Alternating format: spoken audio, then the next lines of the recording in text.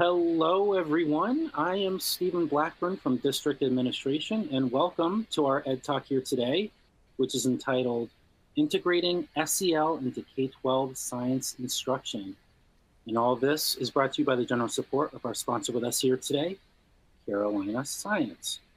Now for some quick housekeeping items before we get to our short Ed Talk here. At the end of our main presentation today, there will be a live Q&A with our panelists. You can submit your questions now, from now until the end. You can do that by accessing, it's the red Ask Question box. It's the red box at the bottom of your screen with the question mark and chat bubbles. Just click on that to submit a question. You can also safely download quite a few assets that are related to today's presentation. And you can do that by clicking on, it's the blue box there with the paperclip, also at the bottom of your screen. So look out for that to download, safely download. Additionally, at the end of the presentation, so after the Q&A, a post-event survey will launch on your screen automatically. So we just ask to please stay on until the very end so you can take part in that survey, because we'd love to hear from you. And lastly, you'd be pleased to know that all of you who are here today and everyone who registered, all of you will receive an email tomorrow from us at DA. That email will include a link to the slides as well as the on-demand video. So look out for that in your inboxes. And now it is my pleasure to introduce our speaker. We have Hoover Herrera, who is National Science Consultant at Carolina Science. Hoover, it's great to have you with us today. You may now begin. Thank you, Stephen. Yeah, hello, and thank you for carving out some time on this day to join us on this conversation around social emotional learning. So just a little bit, a very quick background on myself. I'm a longtime classroom teacher, kindergarten through 9th grade. I've taught students, most of the students that I taught, the classrooms that I had were students who fell in one of three buckets. There's students who had an IEP. There was another group of students that I had in my classroom who should have had an IEP. And then the other group of students, or the other bucket, or I say group of students, students who didn't need an IEP but had some behavior issues. So I miss those students, I miss those classrooms, and the social and emotional learning idea, concept, integration with science in the classroom is something that I'm really passionate about. So what is this social emotional learning thing? It's a topic, people hearing about it. It's not brand new. It's been in our classrooms the whole time. It is about having they're children at home, but once they walk into the school building, they are young students. And we honor that, right? It's the same thing. I'm a dad at home, but in school, I'm a teacher. So we have different roles, and students are human beings, right? And so they come with feelings and past and backgrounds and experiences.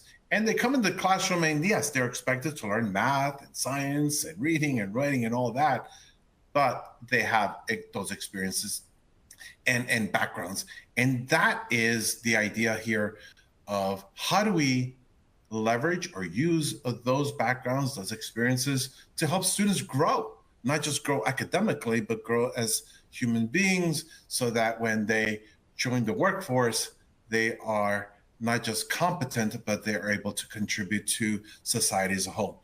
So here's what we know. When we connect who the student is as far as their personalities, their experiences, when we leverage and use that into learning academic subjects, here's what we found out. There is improved academic achievement, there's better emotional well-being, they're happier students, and there's long-term student success. So everybody wants successful, who wants to be successful, right? And so the idea here is that once I experience success, I want more of it, and more of it can come from that. So how can we do this? Should we carve out a different time of the school day to address this? No, we don't have to. And that's the idea here. We don't have to just talk about social emotional learning time of the day. It can be part of science. So here's one I want to share with you. We want to share here at Carolina, but we've been working on this for a little while. In conjunction here and using CASTLE SEL framework two acronyms there. So let me clarify for those of you who may not know what CASEL is or what that is about. So CASEL stands for the Collaborative for Academic, Social, and Emotional Learning. So we call it CASEL. And this group has identified 5 core competencies. So these are the areas that, again, talking about the student, thinking about the student, not the content, but who the student is as a human being, as a young learner, and what the, again, family experiences, background, what they're about, what they're bringing into the classroom, and then saying, how can we use that? And when I say use, how can we incorporate the person's, the student's experiences and background into while they're learning science, math, reading, and writing. So there are 5 of them. So here are the 5 competencies. Self-awareness. I want to go one by one on these quickly. Self-management, relationship skills, responsible decision-making, and social awareness. Again, this is not separate from science time or math or reading time. This is our students, young people, are bringing all of these into they're walking into the classroom having these 5. So let's go one by one. Self-awareness. What do we mean by this as far as the CASEL framework here? When we're talking about self-awareness, again, talking about the students, not the teacher. Self-awareness, the ability to understand one's own emotions, thoughts, and values on how they influence behavior across context. I remember in the classroom thinking and talking to other teachers and everybody else saying, this person or this student has a good, strong sense of self. They're aware who they are as a person, as an individual. They know they're part of the class, but they're unique. And that kind of awareness, helping students to become more aware of who they are, what they can bring, what they do bring to the table, what they do bring to the community as a class, what they can offer based on their own experiences. The more we tap into that, the more ideas, the more unique thoughts are able to, the student is able to share with everybody, and we can grow from that. So there is the self-awareness. So what does that look like in the classroom? At Carolina, we attached these, or we linked these, or correlated these to the science engineering practices that come from the next generation science standard. And so as we think about or talk about these science and engineering practices, we know there are 8 of them. As far as self-awareness is concerned, there are 5 of these science and engineering practices that apply directly to self-awareness. So here where the students obtain and evaluate and communicate information, they construct their own explanations and design solutions to a problem. They use math and computational thinking. They're applying what they learned in math to here. Hey, there's this formula. Oh, wow. You know what this reminds me of? I can add, I can subtract here. So they're applying those skills. They're analyzing and interpreting data, and they're developing and using models. Again, this is not a checklist. This is what students would do as far as self-awareness. What do I know outside of this content, whether we're learning about weather or we're learning about, how bees pollinate flowers, whatever the topic is, here's where the students would apply their self-awareness, who they are, and experiences.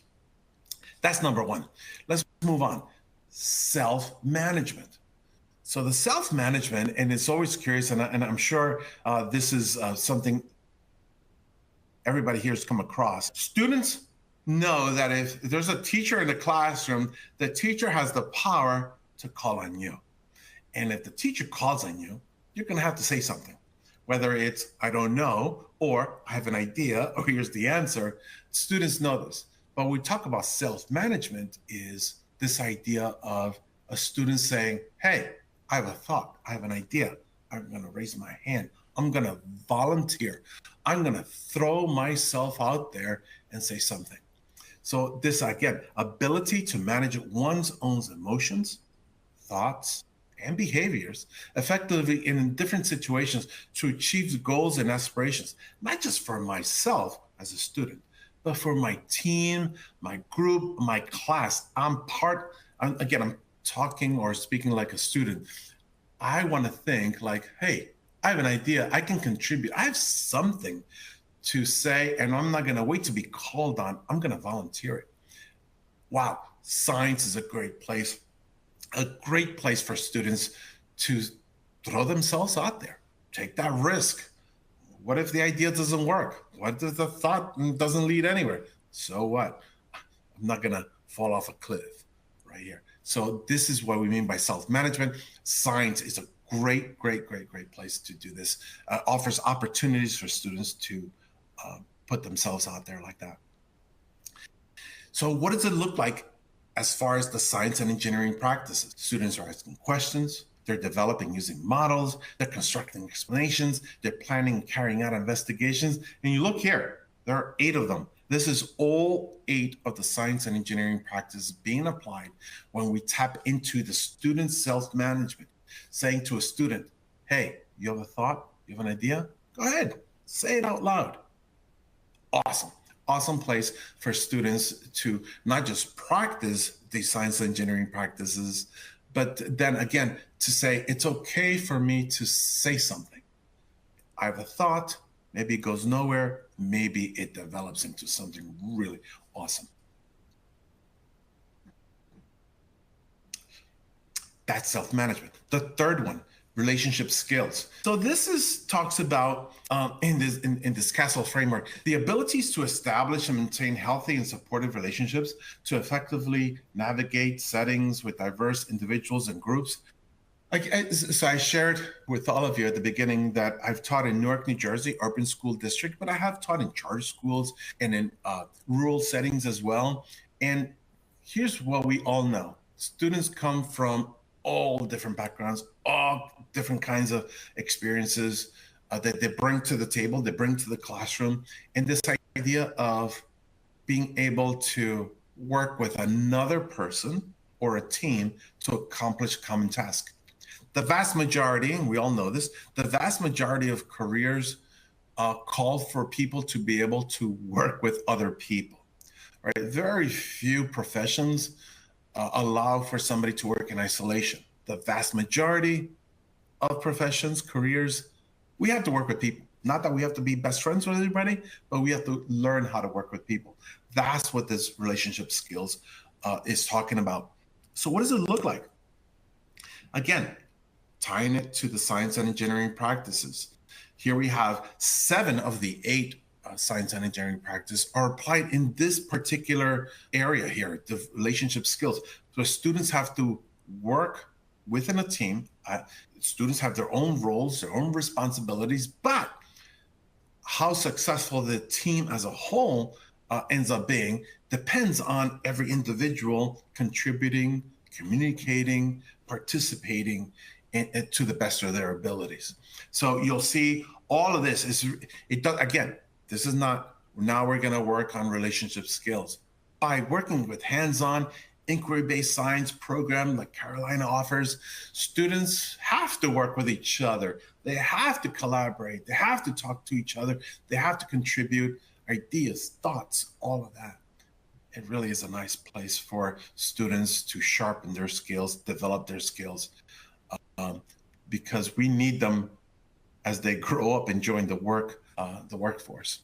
The next thing is responsible decision making.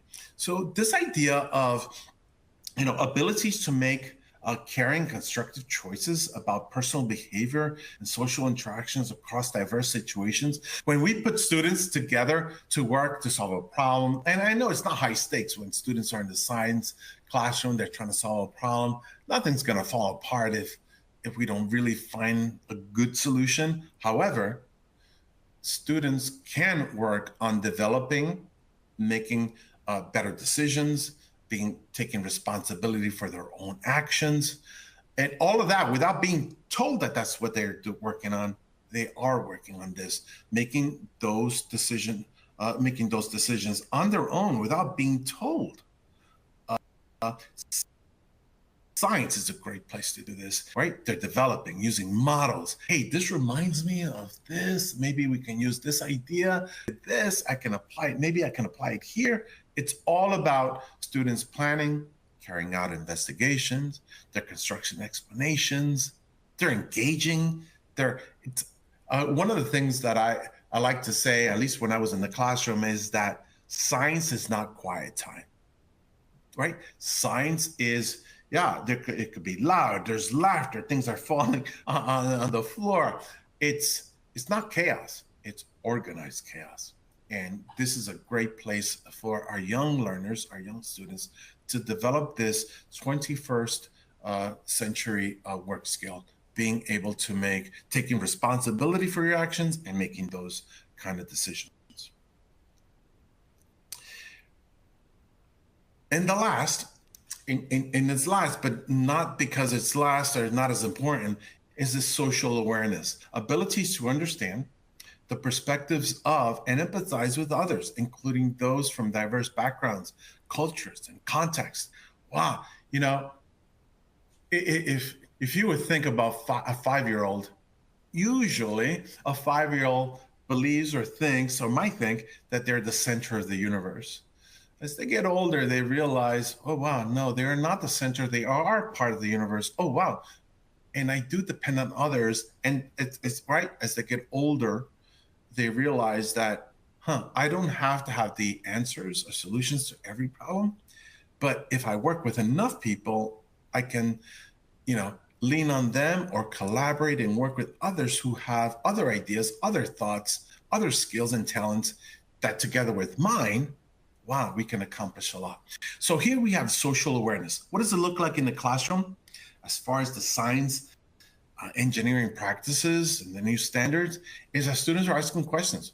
So here's what it would sound like in a classroom. A 7-year-old, an 8-year-old can ask another student, hey, what do you mean by that? What are you trying to say, right? That safe environment where a student is not challenging another student, it's asking for clarification, elaboration, more in depth so I can understand. Think about it. I don't know, all of you who are on this call and joining this meeting here, when I was in elementary school and definitely middle school, I didn't feel like I could ask somebody that. Science today, thankfully, allows for that. What do you mean? Can you say more? Awesome. Constructing explanations, they're designing solutions, engaging in argument from evidence. Again, argument is not like whoever yells the loudest wins the argument. It is like, based on what I know, what I've seen, look at this data. Wow. This is a great time to be a young student, to be somebody who is young in science, especially in a hands-on inquiry-based situation or environment. All right, that is in a nutshell what we mean about social emotional learning and how it's not something separate, not something that we need to carve out extra minutes in the day to allow for this to happen. It can happen, and it happens already all the time. It just maybe needs a little more calling out, or for teachers and everybody in the community, in the classroom community, to be aware. We're working on our self-awareness. We're working on our self-management. I can raise my hand anytime I want. Relationship skills. I depend on my peers. This community. I'm going to take responsibility for my actions. And then social awareness. This idea of, wow, we're all different, kind of similar because we're in the same school, but we're all different and unique. And we have unique talents and skills that we bring to the community. This is how we make young people, our young students, and again, I call them young students as opposed to kids. Kids live at home. Kids are in the playground, at school. These young adults, these young people are young students, right? And so we honor that. And I know we all do, right? We're in there. What is their idea? Because it's powerful. What are your thoughts? What do you have to say? And we honor that. That's social emotional learning. We empower students to become better and better, contribute more, allow for that space for students to contribute more. And boy, it is a fun time, great time for our young people to be students. At the Carolina, we work with the Smithsonian Science Education Center. We have some white papers. Love to make this available. Actually, this is available to you to download. We do some research, a lot of research around this, how to integrate social and emotional learning in our three-dimensional science classrooms. We also have another program, a lot of opportunities for to dig deeper into what we mean by social and emotional learning in the science classroom. And it's about getting students to not just think, but talk.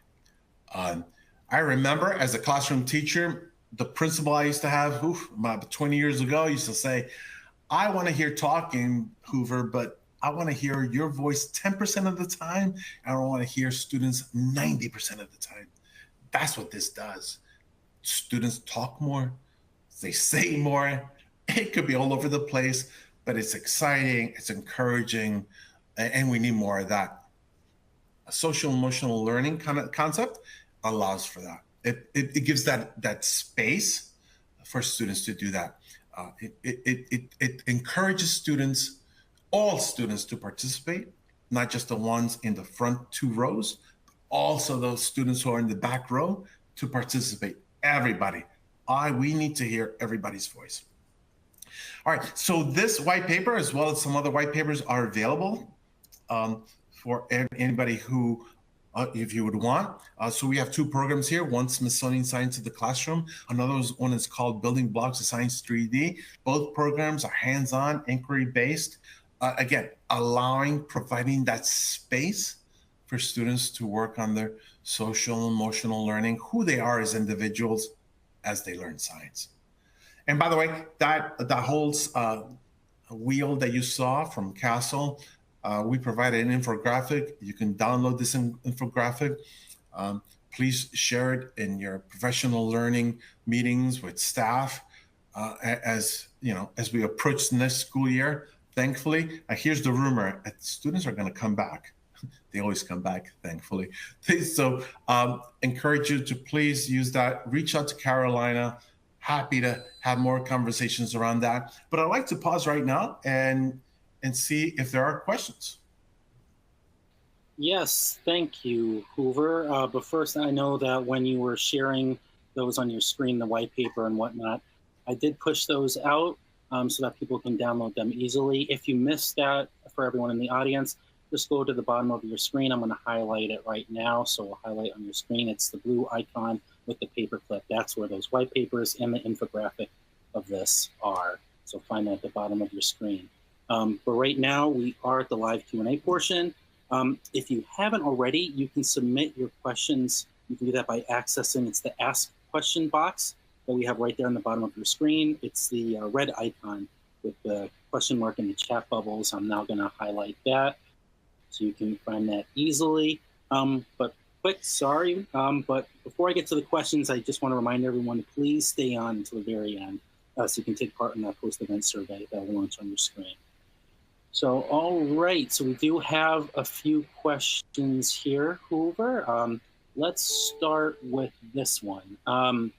What do you see as the biggest benefit to integrating these practices into science class? Great question.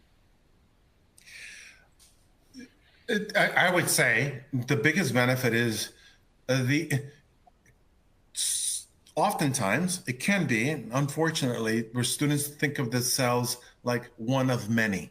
There's 100 students, there's 70 students in my grade. They're not a number.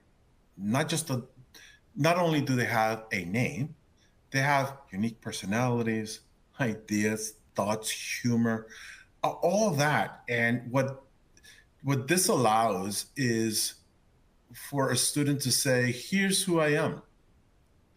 Even if they don't say, like us adults say, nobody's perfect. The idea is like, I have a thought, I have an idea. It provides that space. Maybe not so much in math, where oftentimes it's 1 + 1 is always 2. You can say it's 10, but you're wrong. It's 2. And so, but science, it's like, here's a solution, a possible solution, maybe not the best, probably maybe the best, but again, I think it provides a nice space for students to bring their individuality and uniqueness for everybody to see. Perfect. Thank you. And I'm glad I had myself muted when you made the 2+2 joke. I laughed a little too loud. So this next question here, would these strategies work with any science program?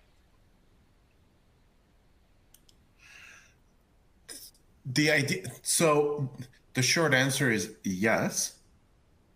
However, I'm going to use my example or my experiences. When I was a student, and whatever I can remember from a lot of decades ago, being in the classroom, that if I was taught science from a textbook, then I memorized a lot.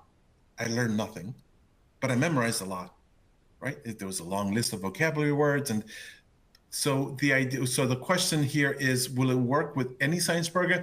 The more any kind of program allows for discourse, conversation, thoughts. What do you think? What do you think this? How can we solve this problem? The more open-ended the program is, as far as there is no one right answer, there's a lot of different solutions, some of them better than others, the better. Right? It's kind of like, I have a thought, but if I don't get, again, a program that allows for students to share, come up with their own ideas, the better. Hands-on, inquiry-based is probably the most conducive science program that would allow for that. Perfect. And I think we have time for one more question, because I want to be mindful of everyone's time here in the audience. Are these practices appropriate and applicable for all ages? They are. One of the things we talk about, again, going back, and I like to say this idea, it's a safe place for ideas. Just because you're 5 and I'm 55 doesn't mean that my ideas are going to be better than your 5-year-old ideas.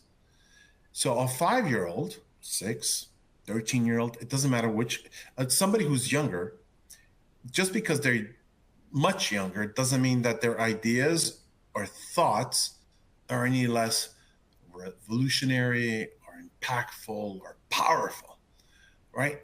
I would argue, I think many of us would also agree with this, that the younger you are, the better you are at using your imagination. Somewhere along the lines, and maybe this is just me, that I have lost that power, or my imagination is not as good as I used to be. That's my thinking. A 5-year-old, a 6-year-old, a 10-year-old, boy, nothing's impossible. So yes, it's appropriate, because it's like, what do you think? You're 5, you're 6, you're 10. What do you think? I think it's appropriate in any case, in any age. It's very appropriate and applicable, especially in science. Yeah. Perfect. I love it. That's a great place to end here, because we are at the 30-minute mark. So I will just say really quick that if we didn't get to your questions today, it's not a problem. We at DA will be sharing them with our partners at Carolina Science, so they can get back to you individually after the event, so no worries.